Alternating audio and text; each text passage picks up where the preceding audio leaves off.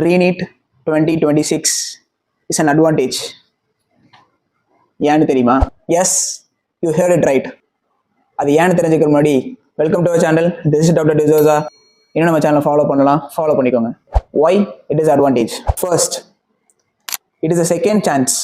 யாரெல்லாம் border marks இருக்கீங்களோ, யாரெல்லாம் லோ ஆவரேஜாக பெர்ஃபார்ம் பண்ணீங்களோ அவங்களுக்குலாம் இது ஒரு second chance. And then safe ஜோனில் இருக்க எல்லாத்துக்குமே இன்னும் நல்ல காலேஜ் இருக்கிறதுக்கான செகண்ட் சான்ஸ். செகண்ட் அட்வான்டேஜ் ஃப்ரெஷர்ஸ்க்கு தான். என்னதான் சூப்பராக படிச்சிருந்தாலும், நல்லா ப்ரிப்பேர் பண்ணியிருந்தாலும், ஃபர்ஸ்ட் டைம் எக்ஸாம் எழுதும் போது அவங்களுக்கு பயமாக தான் இருந்திருக்கும். ஆனால் இந்த டைம் அந்த பயம் கொஞ்சம் கம்மியாகவே இருந்துக்கலாம்.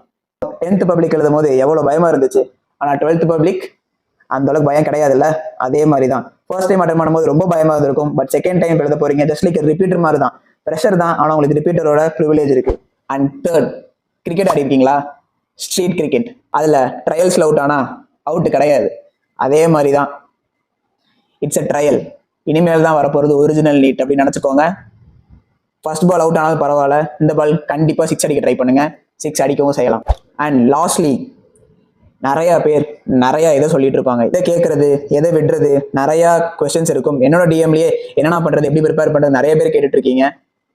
2 சஜஷன் தான். First, for the toppers who got safe marks. Second, the students who are in border marks and below average. நீங்க என்ன பண்ணணும் அதை அடுத்த வீடியோல சொல்றேன். இன்னைக்கு அவ்வளவுதான். ஹசில் ஹார்ட், பாய்.